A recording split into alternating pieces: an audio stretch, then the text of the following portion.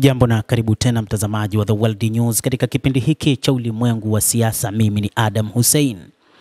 Israel kupitia jeshi lake la IDF imeendelea kuiwasha vilivyo Lebanon kwa mashambulizi ya ndege za kivita.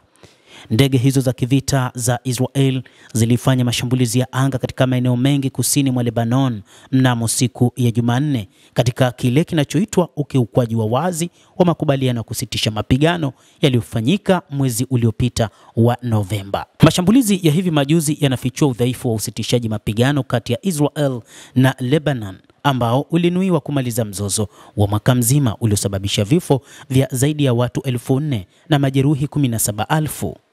Kujiondoa kwa sehemu ya Israel kutoka kusini mwa Lebanon kumeacha hali ya mpaka na kutokuwa na utulivu, wakati jamii za wenyeji zikisalia thabiti licha ya ukiukwaji wa mara kwa mara wa uhuru na usalama.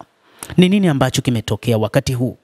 Ndege za kivita za Israel zimelenga mabonde karibu na miji ya Azeh na Rumin pamoja na Jibaa, Zefta na Mlima Safi. Shirika la habari la serikali ya Lebanon limeripoti kuwa nyumba kadhaa huko Jibaa ziliharibiwa. Hakuna taarifa rasmi ambayo bado imethibitisha idadi ya waliojeruhiwa. Jeshi la Israel lilidai kuwa mashambulizi hayo yaligonga miundombinu ya kitengo cha Radwan cha Hezbollah, miongoni mwa vitengo vya kundi hilo la wapiganaji la Lebanon, ikiwa ni pamoja na eneo la mafunzo ambalo limekuwa likishutumiwa na Israel kwamba limekiuka masharti ya kusitisha mapigano na kuwa tishio kwa usalama wa Israel. Kitengo cha Radwan cha Hezbollah kinadaiwa kuanzisha jeshi kubwa, na ndicho ambacho kimeelezwa na Israel kwamba kundi la wapiganaji la Hezbollah limejijenga upya kupitia kitengo chake cha Radwan. Hata hivyo, katika eneo hilo la Jibaa na milima ya Safi ni moja kati ya maeneo ambayo yanadaiwa kuna idadi kubwa ya wapiganaji wa Hezbollah ambao wamejijenga upya. Vijana wengi wanadaiwa kupewa mafunzo katika maeneo hayo, huku Israel ikidai kwamba Iran imepeleka baadhi ya wanajeshi wake kutoka IRGC, lakini pia na baadhi ya silaha kwa ajili ya mafunzo ya kundi hilo la Hezbollah ambalo ndani ya mwaka mzima halikupigana vita, zaidi limekuwa likijijenga kwa ajili ya mapambano dhidi ya Israel. Israel na Marekani zilitaka kundi hilo la Hezbollah linyang'anywe silaha, lakini likitaka serikali ya Joseph Aoun wa Lebanon linyang'anye silaha kundi hilo.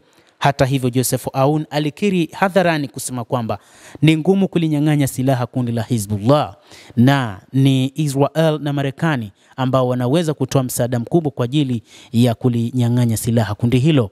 Wachambuzi wa mambo wakasema kwamba kuiruhusu Israel kulinyang'anya silaha kundi hili ni kwa kutumia makombora na ndege zisizokuwa na rubani, na hii itakuja kusababisha mauaji ya raia wasiokuwa na hatia, na ndicho ambacho kinatokea wakati huu.